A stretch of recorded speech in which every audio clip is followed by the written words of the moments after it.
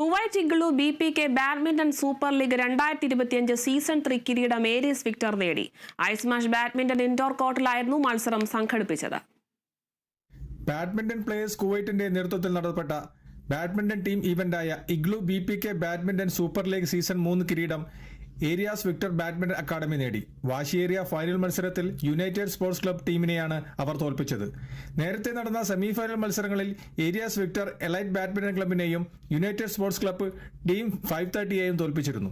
ഈ ടീമുകളെ കൂടാതെ Texas badminton club, central heroes badminton club, Indian sports association, Padukone badminton academy, raptors badminton club, turbos badminton club, challengers badminton club എന്നിവരും ഈ ടൂർണമെന്റിൽ പങ്കെടുത്തു.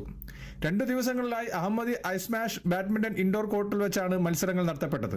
Kuwait, Egypt, Lebanon, Pakistan, Philippines, Sri Lanka, India എന്നീ രാജ്യങ്ങളിൽ നിന്നുള്ള താരങ്ങൾ ടൂർണമെന്റിൽ വിവിധ ക്ലബ്ബുകൾക്ക് വേണ്ടി അണിനിരന്നു. BPK കുവൈറ്റിലെ ബാഡ്മിന്റൺ വളർച്ചയെ പ്രോത്സാഹിപ്പിക്കുക എന്ന ലക്ഷ്യത്തോടുകൂടി ലാഭേച്ഛയില്ലാതെ പ്രവർത്തിക്കുന്ന ബാഡ്മിന്റൺ കായിക കൂട്ടായ്മയാണ്.